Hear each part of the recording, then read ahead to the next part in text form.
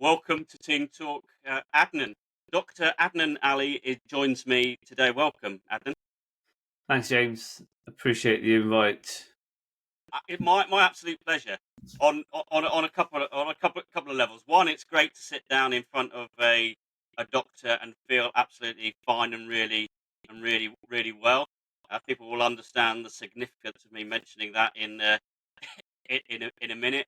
Um, and you're not just a GP. You're also a CEO of your own business, aren't you? Tell us a little about how that came about.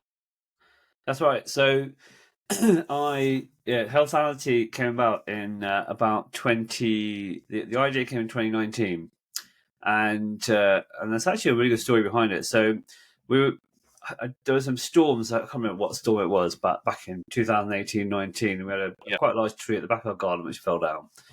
And normally it's something I'd tackle myself, but this was a pretty large tree, so I had to get in a tree surgeon.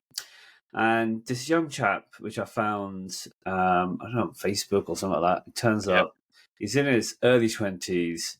He's just set up his own new business. He's got all the kind of insurances and every single thing that he absolutely needs and all the tools. He's got two people working for him. And I was really very impressed with this guy, proper entrepreneurial. And we just got chatting. And as soon as he found out I was a doctor, and typically what happens is that somebody will come and tell me about their an ailment, and he told me that although he's fit and well, he has a private GP subscription, and I was like, well, why is that? And he goes, well, if I ever need to see a doctor, I want to be able to see the doctor on my own terms, at my own time, at Yeah. my own Absolutely. convenience.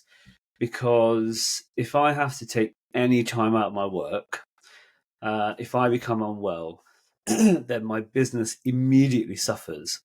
I have to be on site to be able to supervise my employees. If I'm not on site, they cannot work, and therefore we lose business.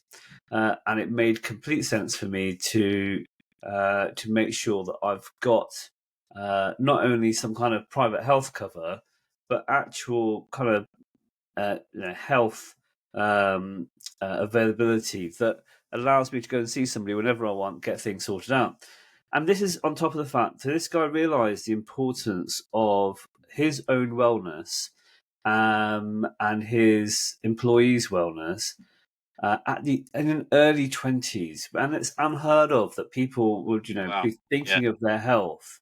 And that's a really good entrepreneurial kind of thought process that actually, if you're well and looked after, you can look after your business. And there is a direct impact between being healthy and your bottom line. Literally, it is that simple. And this is, the guy's he's saving up for a mortgage. He's got a young child. He's got a new business, and yet he absolutely realised the importance. And it got me thinking, how many other people are out there who have either thought of this or not even thinking about their own health and the impact it has on your work place and your own kind of ability to work. And this is just a year before COVID, as you remember. Yeah. And then so got thinking, set Healthality up as an organisation that was focused on health improvement, looking at using a bunch of diagnostic tools, our kind of doctor, GP, nurse-led healthcare expertise, but then also tying that in with coaching and actually then working with individuals and organisations in real healthcare improvement. And that's where we've now got to. So we're now we're focused on workplace wellness.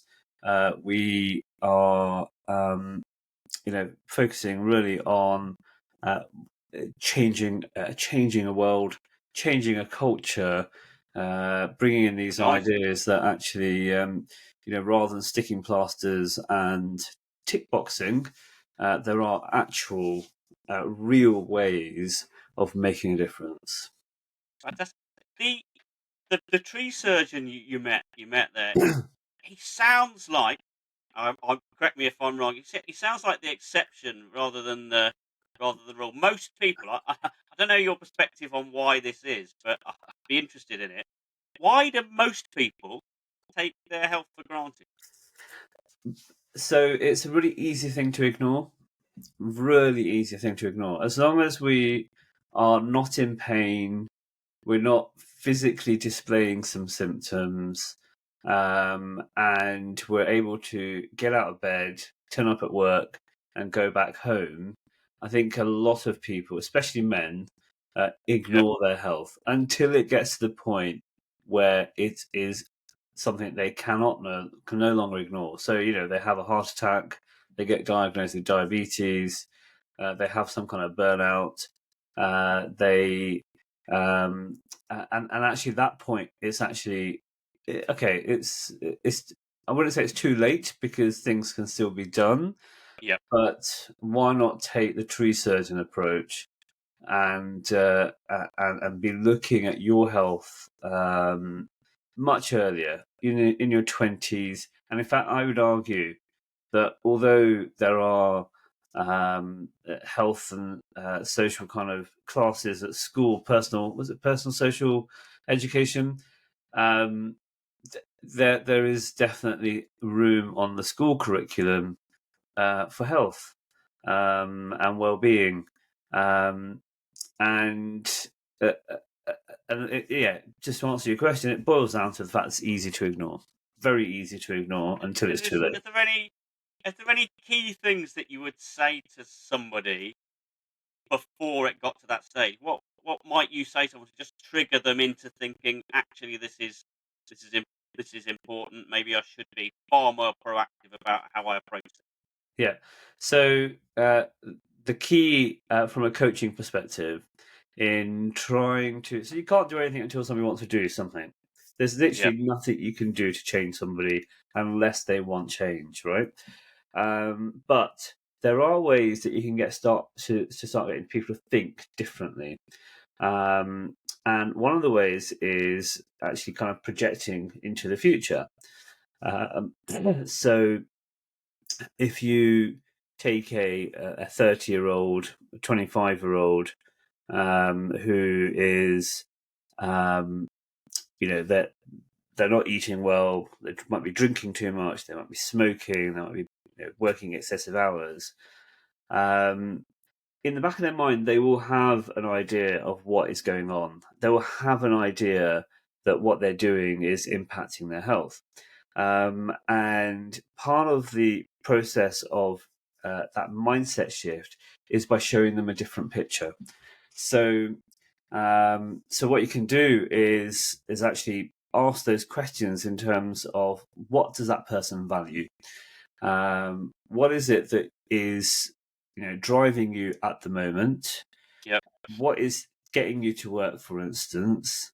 And those values, those things that are driving you, how important are those to you in another 5 years' time, 10 years' time, 15 years' time, 20 years' time? And although looking 20 years is quite difficult, 5 and 10 years isn't too difficult. yeah, And then, so a lot of people will have their values will remain with them for life. Most of your values. So, for instance, say family time is one of your high numbered values. So, okay, what does family time mean for you in 5 years' time or in 10 years' time? With the way that you're kind of your health is progressing at the moment, do you think that's something that you would still be able uh, to fulfill? Um, and then in 10 years' time, so in 5 years' time, yeah, fine, things might not change, but definitely in 10 and 15, if you can start getting people to think about how they may still be able to live their values, and then you say, well, okay, so if you continue and you become, you've got a family history of of heart attacks, or you've got a family history of diabetes, and you're on that same trajectory, how are Yeah. you going to fulfill that value in 10 years' time? And that can just be enough of a trigger to get people to start thinking about their actions at the moment and take some interest. So even if that might be that they're willing to have a chat about their lifestyle at the moment, it may not be that they need a full set of bloods or diagnostics or anything like that, but you've kind of planted a seed of potential change that over the next 1 to 5 years they'll start working on. Nice approach. I really like that, because I guess if I'm, we're wired up, aren't we, to sort of deal with immediate problems, just as the way that our brains are focused. So it's far easier for us to react to a problem than it is to preempt and plan, and that's just how we're naturally, born as humans, isn't it? Exactly, very very reactive, and it comes down to that. We have only a limited capacity, really, don't we? We don't even use. I can't remember what the figures are, but I think it's anecdotal about the fact that we only use a few percentage points of our brain's actual capacity. But you know, we uh, uh, we with all of life's pressures, and you've got your little jar or bucket or whatever you want to call it of things that you can deal with. Yeah. Sometimes it's easier to just ignore and park something, because if you started adding that into your life, into your bucket, then something else has got to go.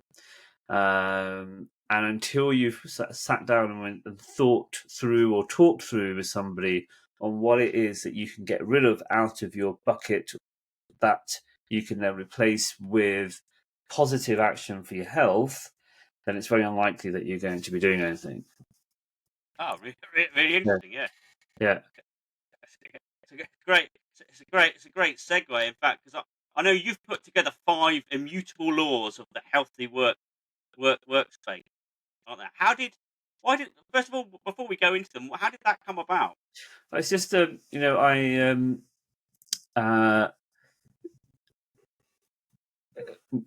we have this process that we follow with our organizations in terms of going back to that culture change. So Yep. it's easy, we can go in and do blood testing and weights and diagnostics and blood pressures and tell you that 10% of your employees have got a diabetes risk and 5% have got a blood pressure risk, and but actually there's no point in just having numbers if first of all you're not going to do something about it, but Yeah. also taking that previous step of, well, why can't we do something to prevent it from happening in the first place, right? So it comes from that. So it's part of the approach that we take, and it's just something that fits quite nicely. We were chatting earlier about the fact that there's actually meant to be 7, but these are the 5 that are absolute definites, and there's a couple of woolly ones which need which will probably turn into the 7 laws at some point in the future. But I think Okay. something that's an Leaving easy, yourself space to come back, Adnan. I like that. yeah, maybe we'll come and do the 5+2, and but also 5 is quite an easy number to digest, um, and they're 5, very simple, common sense. There's nothing rocket science about it, and that's the beauty of coaching. Is again, and you're a coach as well. A lot of people know exactly what they need to do. They Yeah. just don't know how to do it. And what you're doing with coaching is you're asking those pertinent questions that allow somebody to come up with the how themselves, right? So in line with that, so these are 5 triggers, I suppose you could say, By calling them laws, we're just making them sound a little bit more, you must do. bit more important, yeah. And they are important, and but really they're about triggers and place points where anybody can take one of them and start taking some action. Let's dive in. I believe the first one's awareness. Is that right? Absolutely. So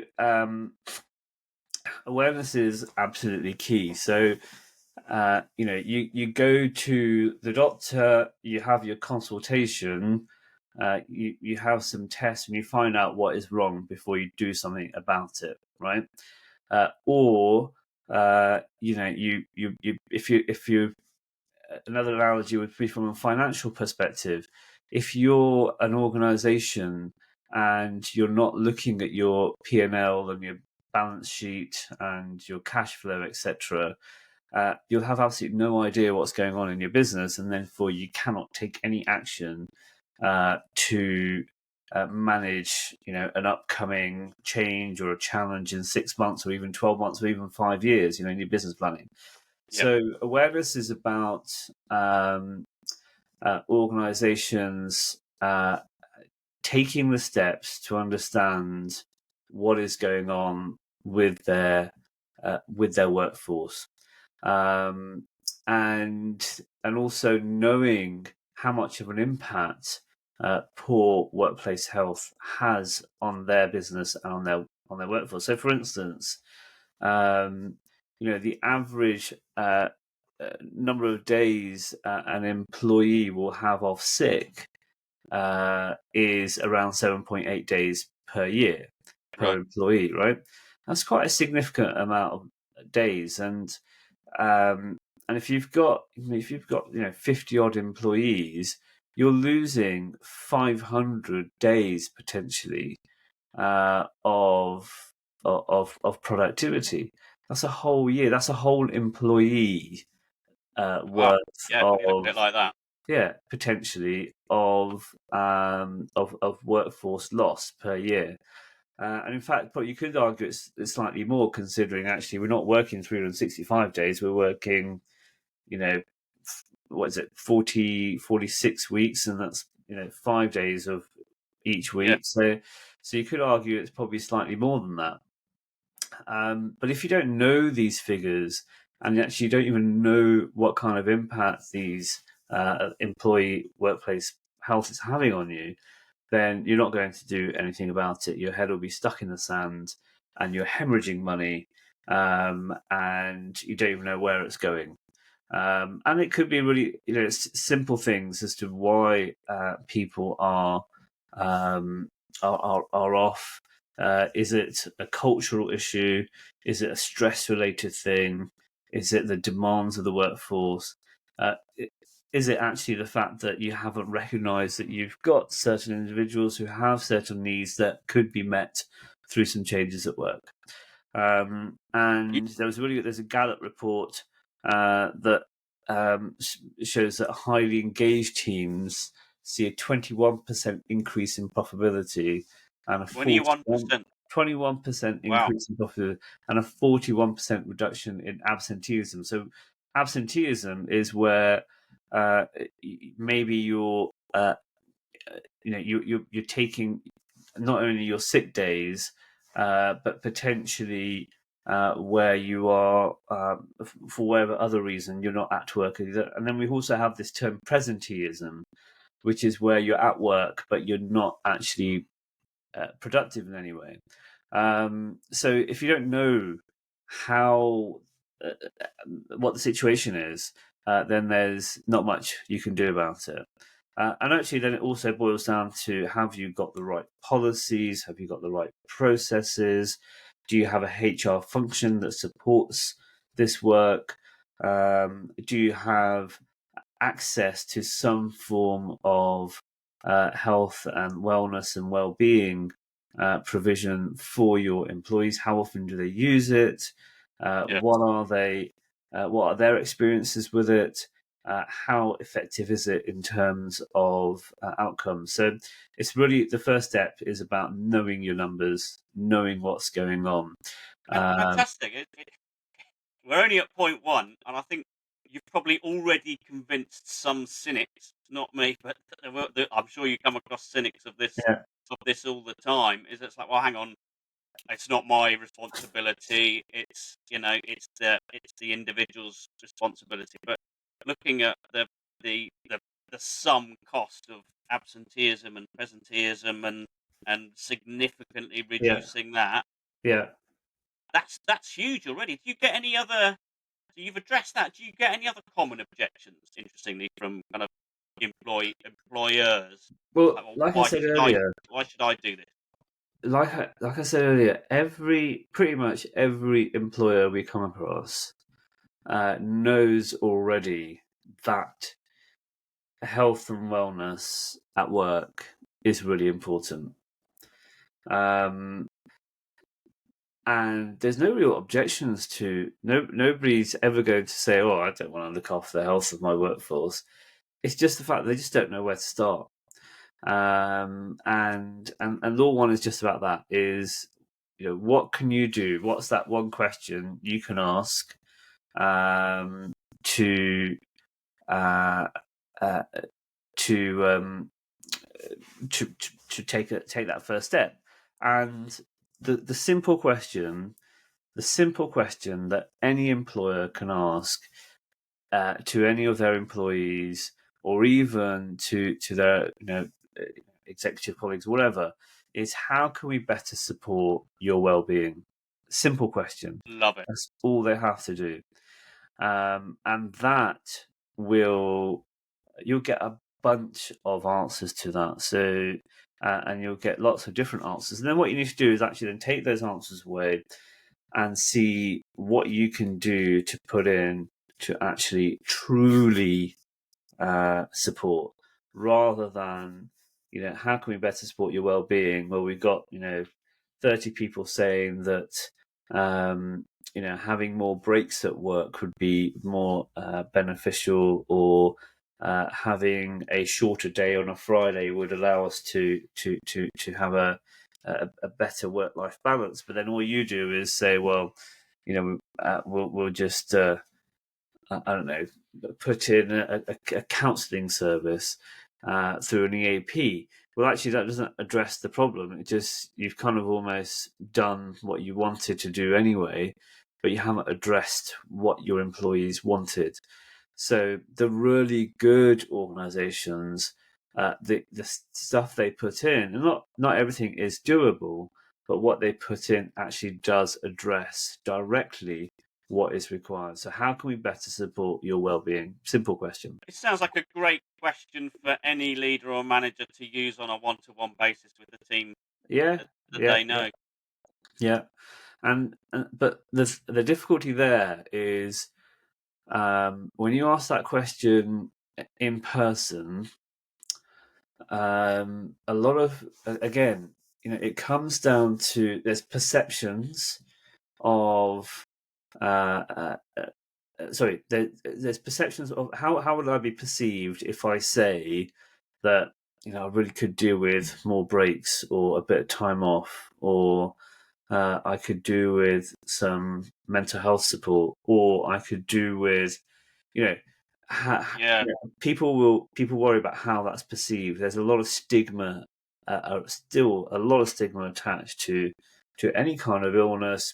Being illness, am I being seen as being weak and unable to cope? Is it going to affect my abilities to progress within the organisation? Therefore, I think these questions are better off asked almost in an anonymous fashion, um, and and inviting those responses from every single person in your organisation.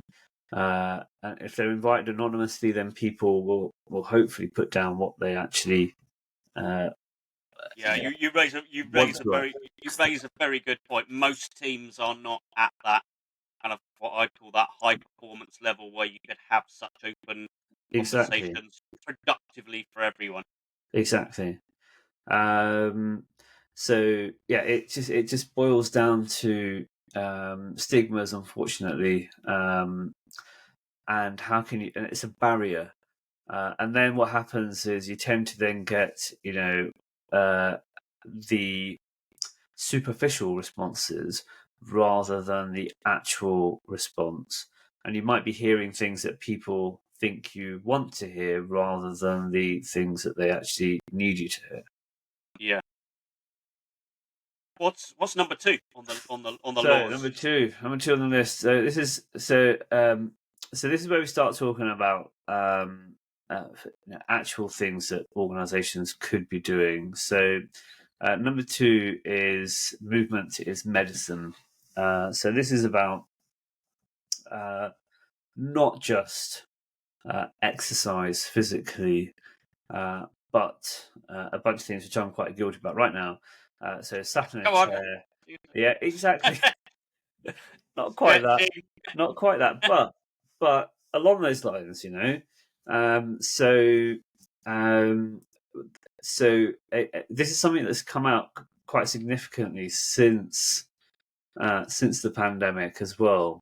Is the number of individuals presenting with sort of neck, shoulder, arm pains, etc. And you had this actually before pandemic, but now, especially with a lot of people working at home, and I know we're kind of shifting back to hybrid style working, but these presentations of posture related issues.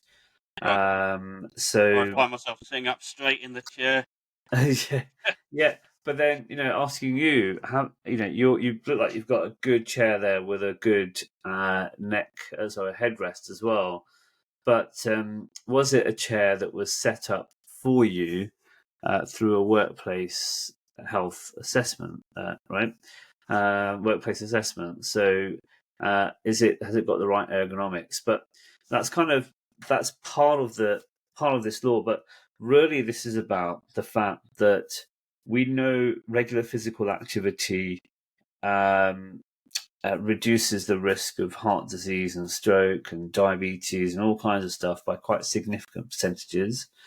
We know that people who are less active are more likely to die.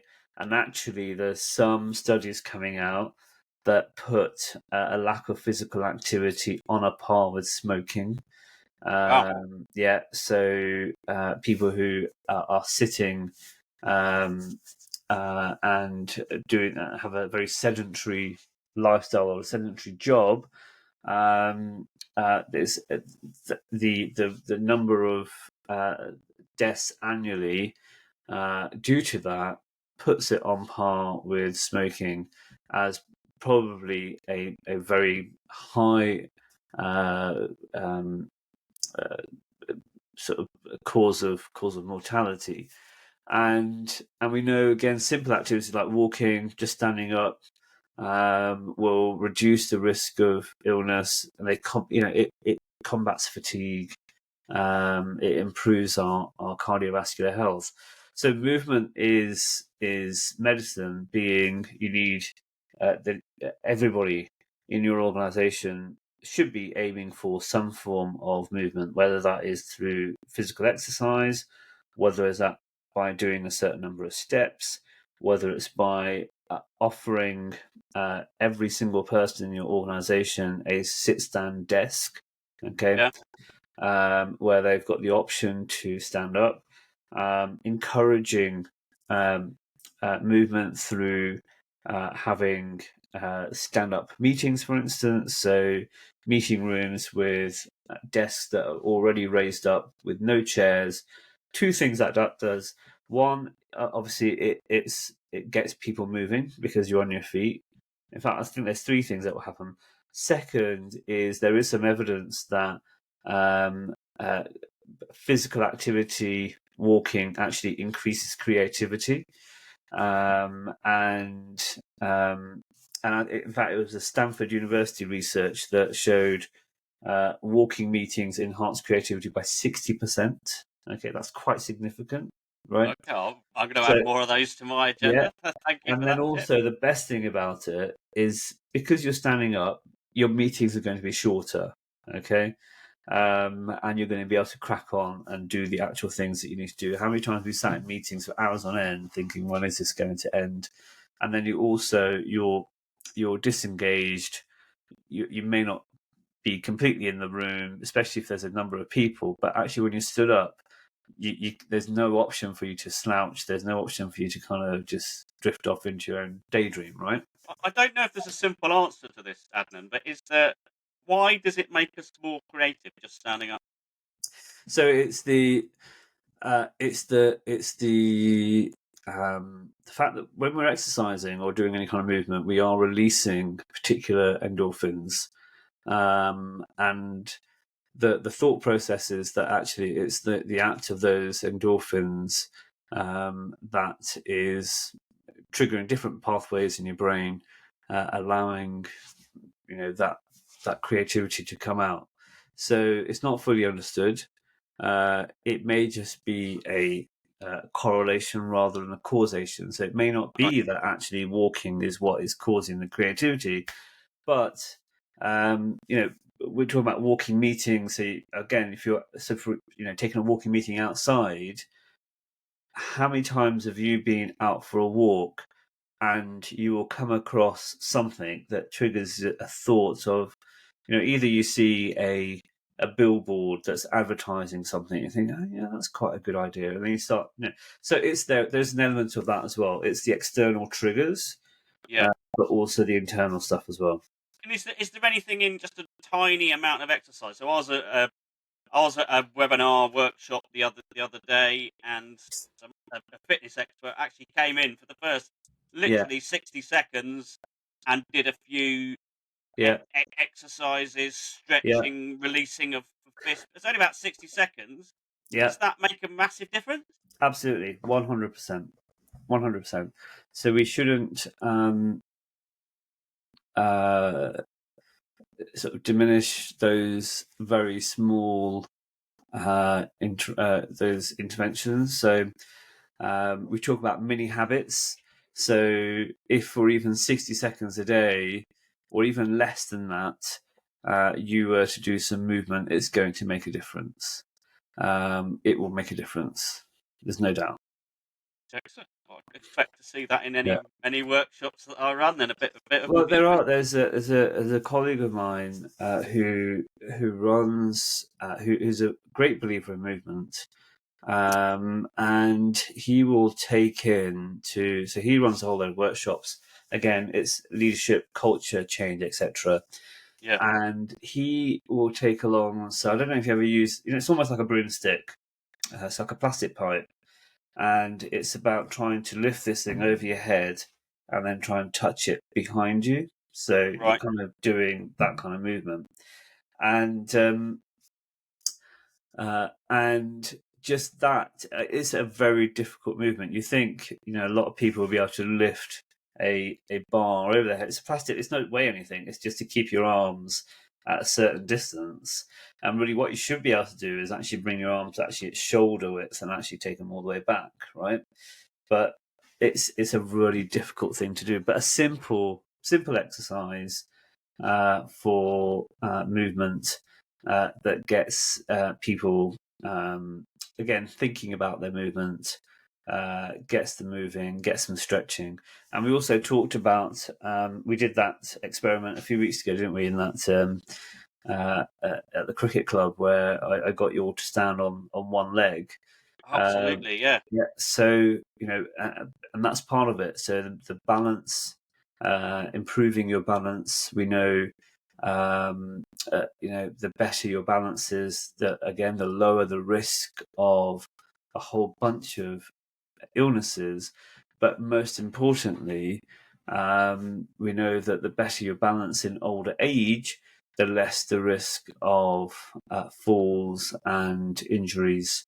So again, it's encouraging those those movements now, so that later on you are in good shape. Is there anything that you can do to one tip to enhance your balance?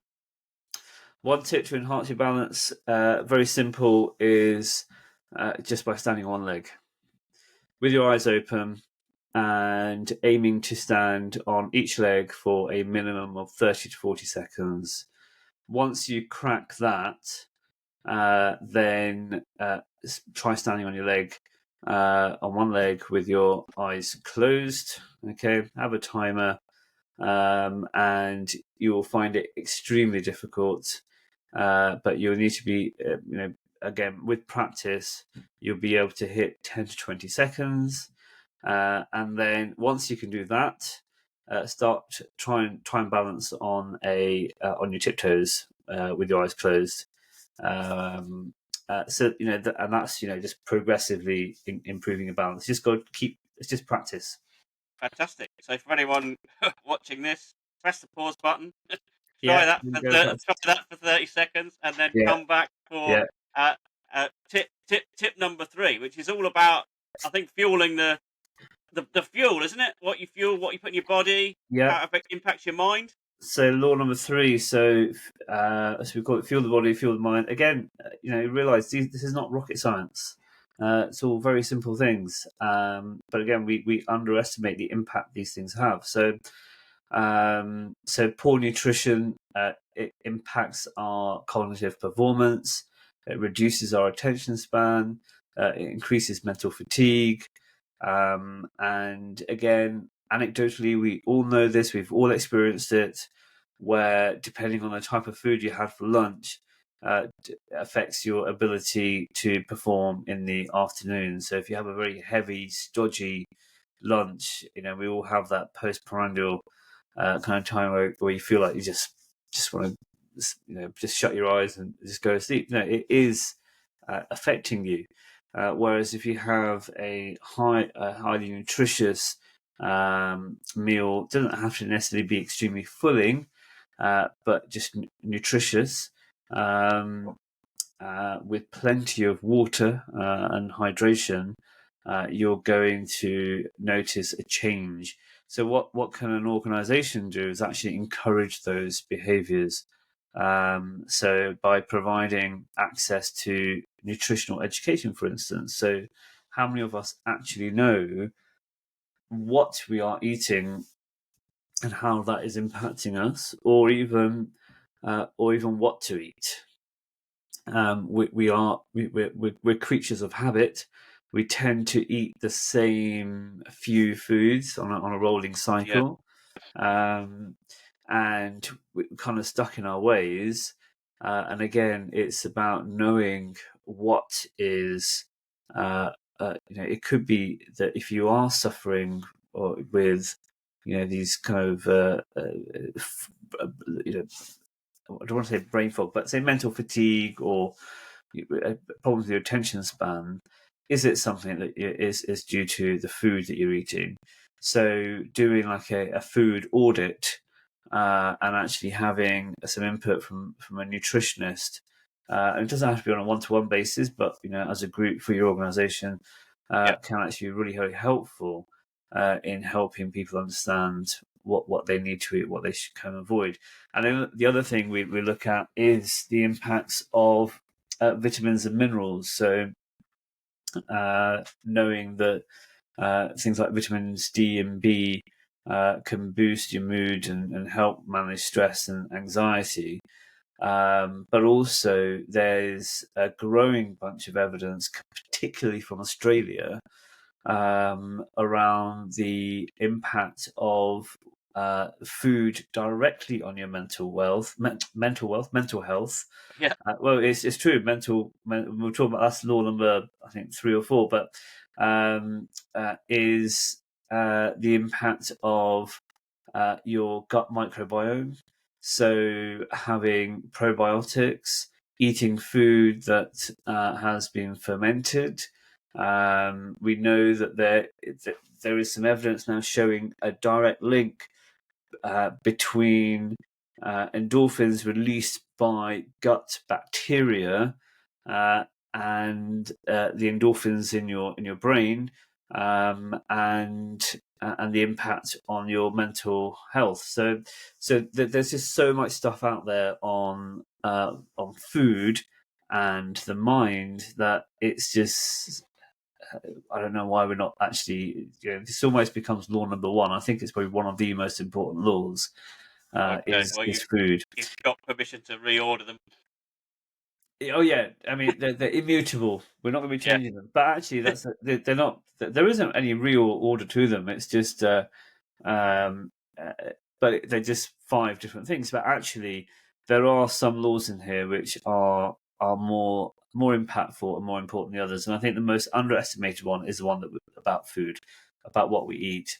So the recommendation here is to to try and just see if you can, as an individual or as a workplace. So as an individual, increasing up your greens. So you're aiming for a variety of foods per week. Going for some fermented foods, whether that's natural yogurts, kefir, um, the sourdough bread, etc. Those kind of things, where and what they do is they help promote healthy gut flora, and that can actually have a real impact on your overall health and well-being. And then also in terms of ensuring that people are able to take breaks and actually get some decent food. So again, there's evidence that skipping that's meals exactly what I was thinking. You heard the question. is food. Didn't even have Exactly. to say it. Yeah. Marvelous. Yeah. So if you're not taking your breaks and you're not taking you're not eating properly and you're just eating fast food or confectionaries, then again it's simple things. They're going to make you feel sluggish and irritable. So as an employer, if you can offer access to fruit and vegetable, and where possible, um, things through either a subscription or a daily box or whatever it is, so that it's easier to take that food than it is to go and take some confectionery or some quick snack. And How then how how important is the time and the way you eat it? the time and the way you eat. Yeah, because a lot of us are guilty, myself included, of just grabbing a snack, working Yeah, through, rather than, I don't know. The other extreme might be on the continent, where people take a 2-hour lunch break and have yeah, a full meal and maybe a quick siesta afterwards, and then go back to work. yeah. I think there's a lot to be said for. Okay, so the term mindfulness is thrown around quite a lot without anybody actually understanding what it means. So mindfulness is being aware of something, okay, Yeah. and being aware of the impact of something. So if you can be mindful when you're eating, so what does that mean? Okay, so you're eating and you're actually able to taste the food that you're eating. You're able to chew that food, and then and enjoy it. I think there's a lot to be said for just doing that, and the impact that would have not only on your satiety. There is evidence that shows that if you chew your food and take longer to eat it, the quicker you will be to fill up and Okay. not then Yeah. go on and have your seconds and your desserts and whatnot. Okay, so there is evidence that actually taking your time with your food is really important. Secondly, you will also actually get uh, an appreciation or a potentially even a dislike. So if you're just you're just popping out to the local takeaway or the local fast food place for lunch, whatever it is, and you're just scoffing down purely just to get some food in you, then you're not going to really register what's going on. But if you were to sit down and then almost treat that as a meal, and you're like, actually, you know what, this food doesn't really taste of much, or I don't feel like it's giving me nutrition, that may then trigger you to think, actually, I would actually like to go and try something different that's going to be healthier. Yeah, really interesting, because I'm as guilty as anyone for, I don't know, sitting down having a lunch, but then maybe I reach for my phone, maybe I check an email. Again, I mindfulness. did believe, so I did read somewhere that email is one of the biggest stress Absolutely. inducers, even Yeah. if it's not particularly Yeah. bad email. It Yeah. just naturally raises stress with people. Yeah. So how is that then impacting the food that you're eating?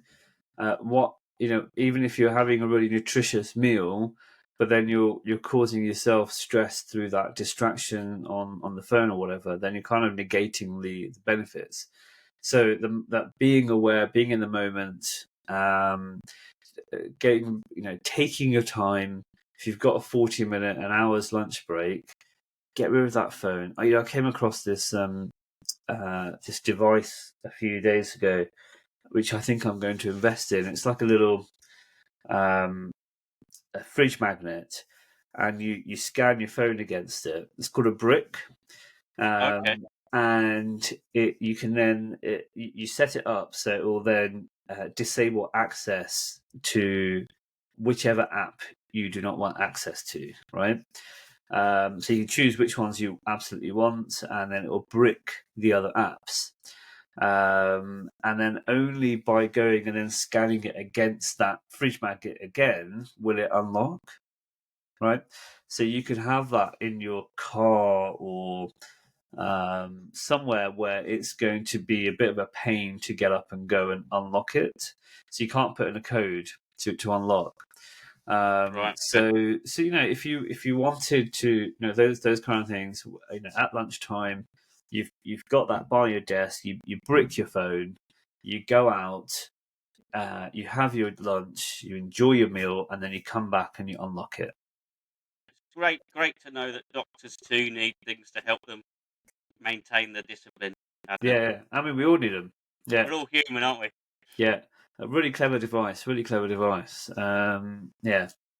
Okay, number four. I think we're on number four. You've already Yes, alluded to what it is. mental health. Mental health. So this is, I mean, the cost of poor employee mental health to UK businesses, and this is a report by Deloitte. This is 2023.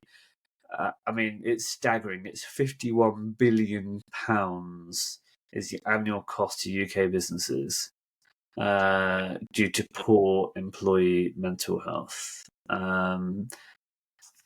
It's just staggering, and that includes the cost of absenteeism and presenteeism. And what's the biggest causes then?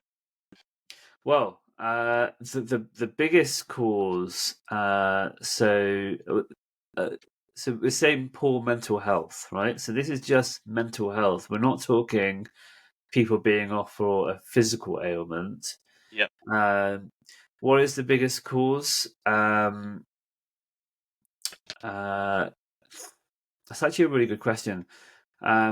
It's multifaceted, but this goes down to something that's actually coming up in law number 5. But we can talk about here is our mental health is impacted 69% more by our managers and our line managers and leaders than doctors and therapists. Okay, and Yeah, that's a that really really yeah, powerful figure. that's a report by the Workforce Institute. Okay, and that was last year or a couple of years ago that kind of research came through. So So let me just clarify what 60%, 69% more means. So, if you went to so if you were suffering with stress or anxiety and you went to your doctor and or a therapist versus doing nothing or doing something on your own, okay. Yeah. So your doctor is 50% more likely to be able to help you than not. Okay. whereas your therapist, your line manager is 69% more likely uh, uh, to be able to help you. So it just shows, or not help you, sorry, to impact your health, your mental health. So it's a figure that is trying to highlight the fact that good culture, good support, um, uh, being trusted, having autonomy, having your needs met. If those kind of things are being looked after by your workplace, then your mental health will be will either improve or will remain at a steady level. So culture at work is definitely a cause of poor mental health. The other reasons for poor mental health at work, so burnout from the workloads that we're doing, the stress from either the people that we're working with or working for, or stress of the role, not being equipped to do the work that we're doing, not having the right training, etc., the expectations that are placed on the individual, but then also the how much of that work is that person taking home? How is it impacting their family life? How is it impacting their sleep? Are there any associated habits that are forming, alcohol, drugs, etc.? The impact of and then the impact of their mental well-being on their food intake. Are they losing weight? Are they gaining weight? So it's kind of a cumulative thing that is then impacting mental health overall. That's really interesting. It reminds me, we started this with awareness. I think this point is particularly about the awareness of the leader or the manager in terms of the influence they have over people. I work with people a lot of time, and then some of the small things that they do, whether it's through an assumption or not really thinking, can have a massive effect on people's perceptions, thoughts, and then their well-being. So I think it's another opportunity for managers to really internally look and or ask others to work out what some of those blind spots might be. Yeah, exactly. And it goes back to that initial question of how can we support your well-being. Well-being, again, that this is a general term for physical and mental health, but also it could be that my well-being is impacted by the fact that things aren't quite right at home, or my finances, or whatever it is, and there's an opportunity for the workplace to then take some action on that. Absolutely, yeah, yeah. Yeah, Really understanding where people are coming from. I don't know if you find this, but I think often people find it easy to express what they don't want versus what they do want. So sometimes yeah, absolutely. I say to leaders, just ask your team. It's like, well, is the one little thing that I do that annoys you, that sounds too inconsequential to mention, but Yeah, please bring it up because if it's impacting you, I prefer not to be impacting you in that way. yeah, What is it? That's an easier question to ask for some people than how can I help your well-being? yeah, exactly. There's a so there's that age-old thing about what's keeping you up at night. What are the things that are worrying you? But Yeah. that's good. So that's almost like a. Have you heard of Johari's window?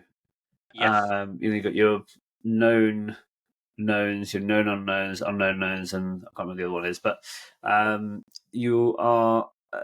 So the things that are keeping you up at night are actually things that you know about. Yeah. They are your known knowns, right? Yeah. You just don't know what to do about them, or you may not even thought that it was an issue, but it's keeping you up. So it's like it becomes a known unknown. Really, what we need to be looking at are trying to find those either the it's the unknown unknowns, the blind spots. And I think that's right, where you ask those questions about from a bunch of different people, you'll get that answer, won't you? Eventually, you'll find out what it is that. If you are prepared as a leader to be open and You've got to be. listen, and you've got to be willing to be aware and do something about it. Exactly, and you've got to be a humble leader. You've got to be vulnerable. You've got to be willing to change.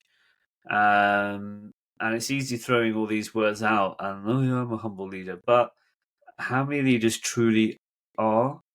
I think if you were to ask people in a face-to-face organization, what they thought, everybody, it's the best person ever. But as soon as you put out a 360 anonymously, you start getting some real answers coming back. Yeah, it can be really, really, really valuable. What's one thing that you would do to help break down the stigma associated with mental health in a business?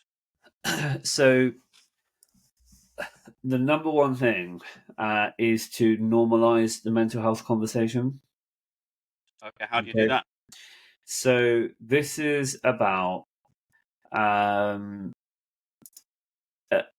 so again, it comes from a place of acknowledgement, and so we know people have mental health difficulties. It's normal.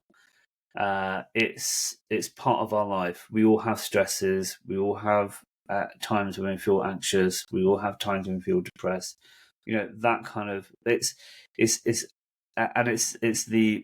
the openness and willingness of leadership.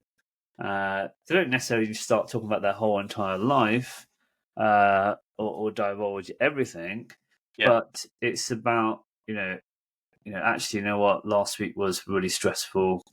I had to go and take some time out, or I needed to do this, or blah, blah, blah. Just showing that you're a real person as well. Again, it comes down from leadership. So it's normalizing conversations around mental health.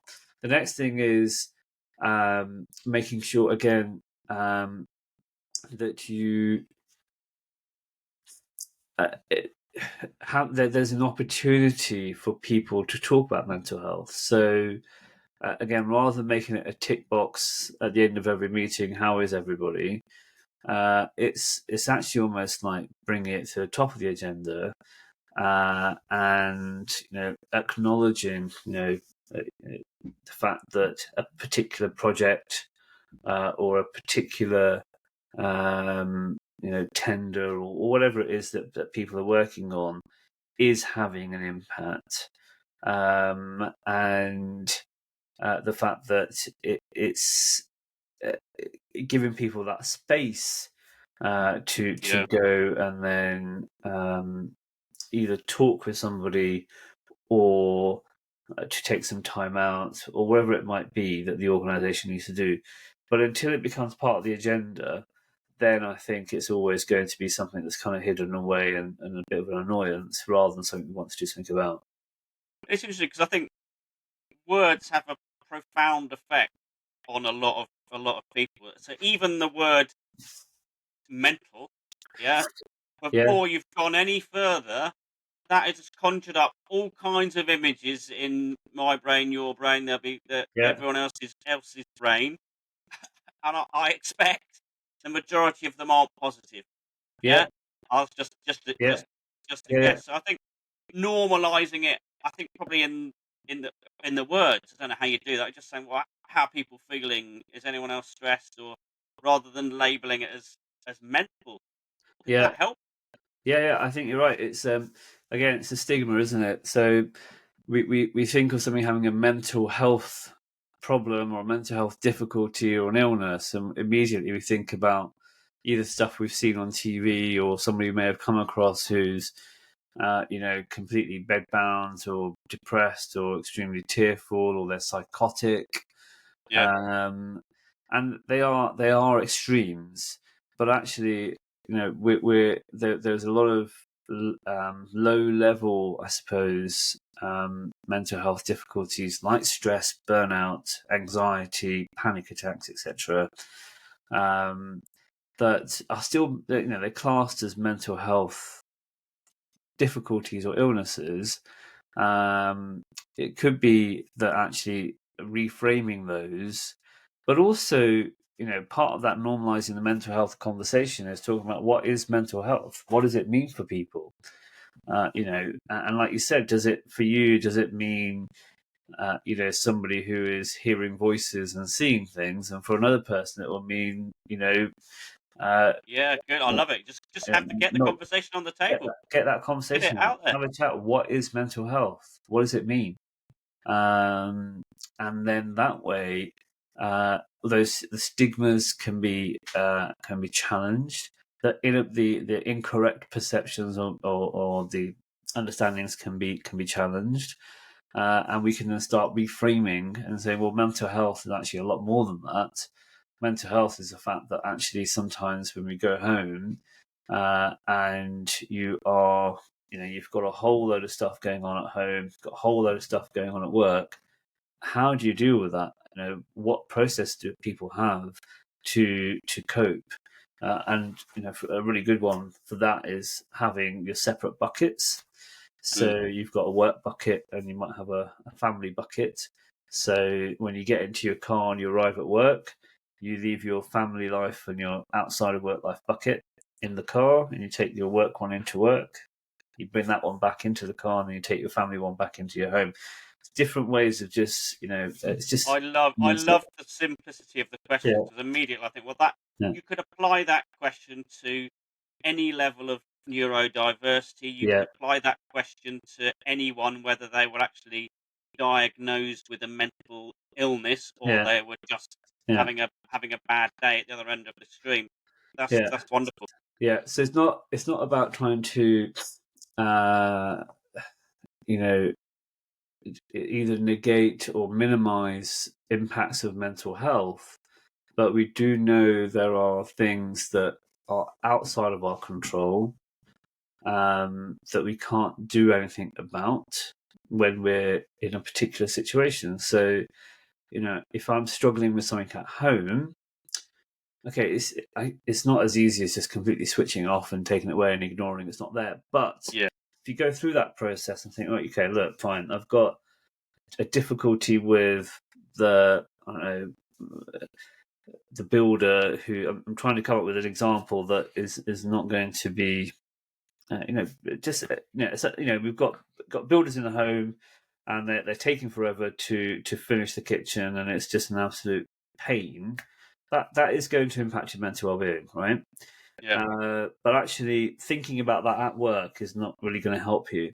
So if you can actually just, you can take it, you put it in your bucket, you leave it in your car, metaphorically speaking, yes, yeah, you're able to then concentrate on your work thing, and then if you want, you can pick that bucket up when you go home, and then you challenge it then, because you can't really do much about it at that yeah. No, time. I love it. Yeah, I can't remember who it was, but there was a wonderful tip I was given once. It's just before you, if you actually go out to work, before you get back, you just stop in front of the door, almost kiss your keys, Yeah, change your mentality, and yeah, you walk into home almost a different person. So they're yeah, not the person that says, "Oh my God, I've had a stressful day," but it's almost, "Oh, how's everyone doing?" yeah. So there So, is a an aspect of that can almost feel like you're masking something, though. okay, So if you are, going through those steps, I think it is good. It's a good habit, but it's also important to actually have some way of either acknowledging or, addressing. This is the power of briefing and debriefing, right? yeah, yeah, So if you've had a really tough day at work, okay, having somebody at the end of the day to kind of debrief and say, right, again, this comes down to team dynamics and how leadership works. It's been an absolute, crazy day. We lost a huge contract, and we've messed up something else, and it's just been absolutely ridiculous.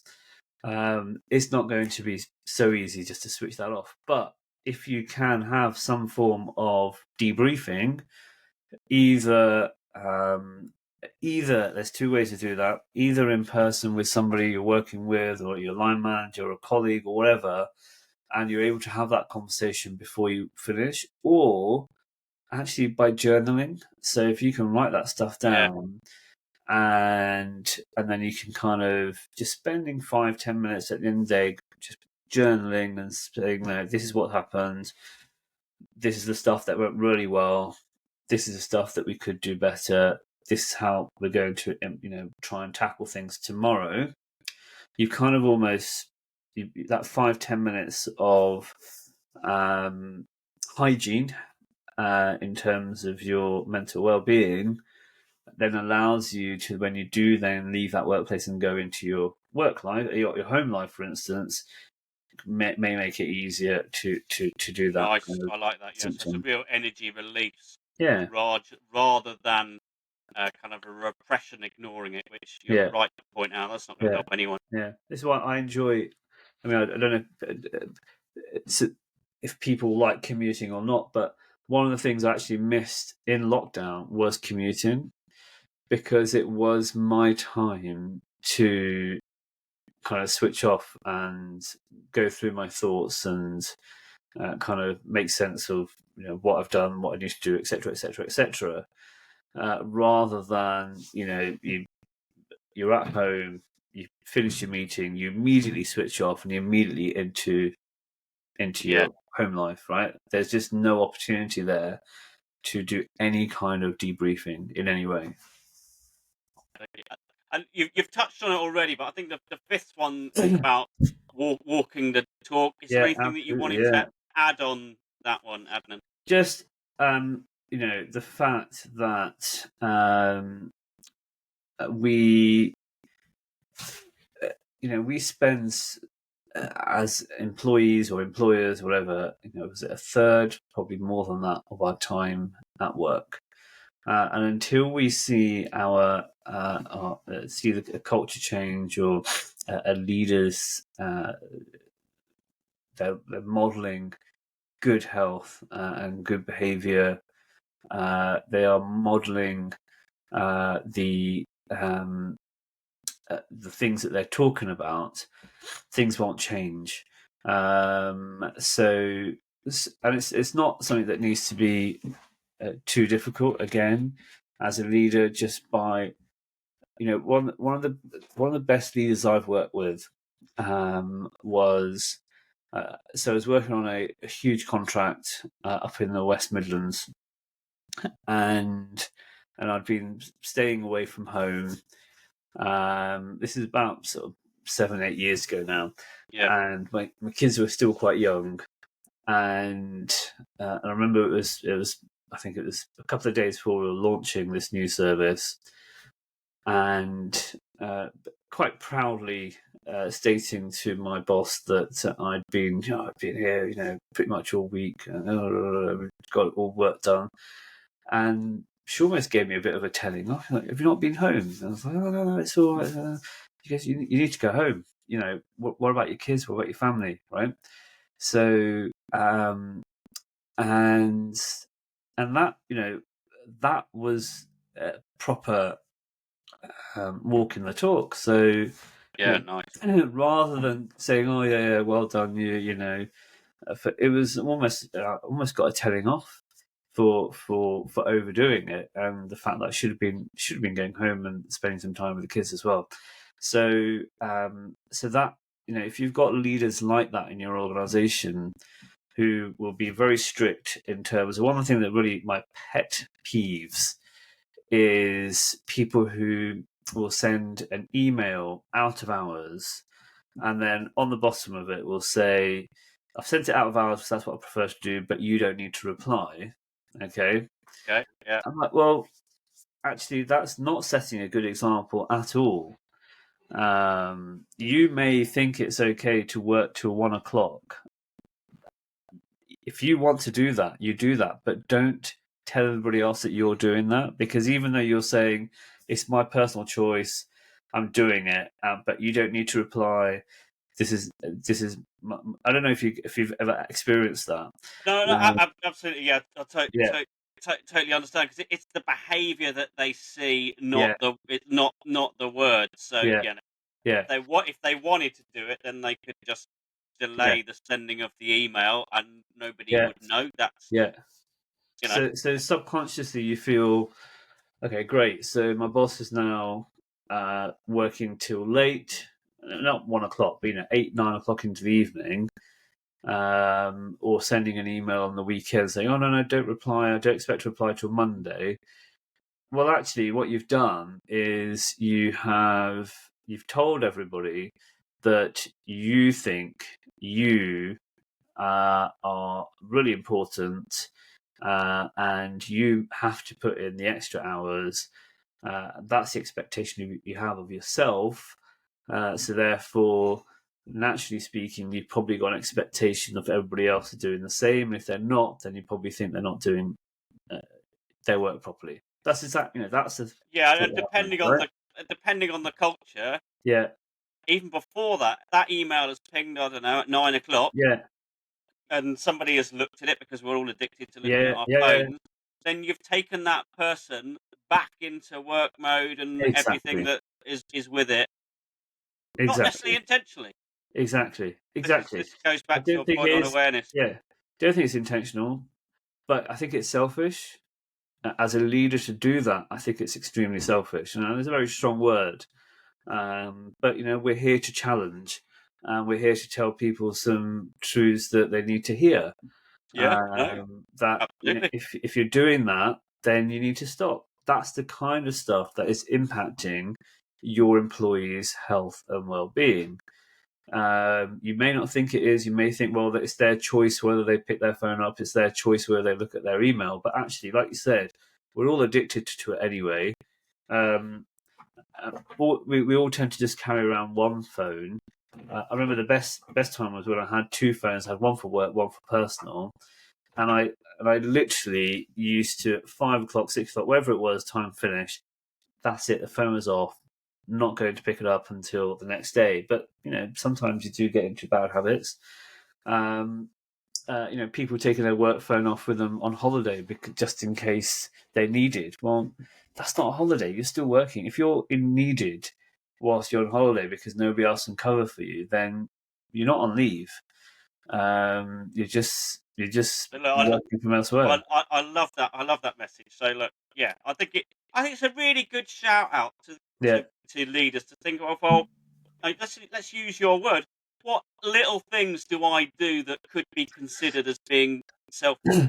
Now, that one we might see the law change on at some point quite yeah, soon. I absolutely. don't think you're the only Yeah, one to yeah, be to be yeah, to be thinking. They've yeah, already led the way on that in yeah, France and other countries, haven't they? So yeah.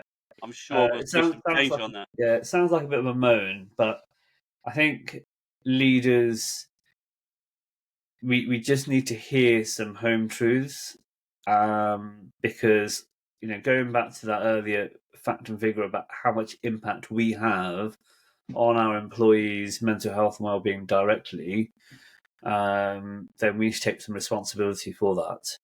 But Um, I love what you said there, because yeah, it sounds like a bit of a moan.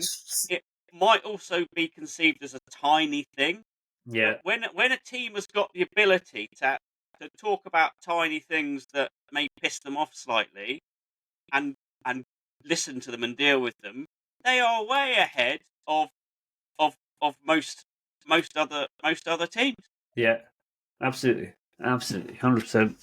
Really, Yeah, thank you so much, yeah. Adnan, for sharing your five immutable laws. But before you go, I ask everyone this: what book would you recommend to a leader? What book would I recommend to a leader? So it's a really interesting question. There's so many. so many books out there about this kind of, the impacts leadership has on your employees, essentially. Um, the one that I would recommend, and actually I think it's a book that you can apply the principles quite nicely to a workplace, and it's called How to Change Your Life. And I Okay. think Yep. we spoke about it previously, Yeah. actually. I can't remember the authors now, off the top of my head. But again, the beauty of that book is it breaks down a bunch of principles that anybody can apply either personally or to their business. And it all boils down to things like your self-awareness, culture, and yeah, highly recommend either listening to that or reading that. I think that it's something that would help a lot of people. Apologies, I can't remember the author either. We will put that Yeah, in the comments below for yeah, anyone who wants to read it and kind of. yeah, Thank you so much for sharing your wisdom. Thank you for challenging a few things that I think employers and leaders need to challenge and yeah, get a deep awareness of themselves, and for the huge impact that if people just took a few tiny snippets of their yeah. advice, of the Absolutely, advice you've given, there could be some massive productivity gains in their business. exactly. Yeah, absolutely, Thank, absolutely. Thank you very much. and thank you for being. It's probably the most enjoyable conversation I've had with the doctor. So thank thank you Yeah, for thank you for that also. It's been great. cheers.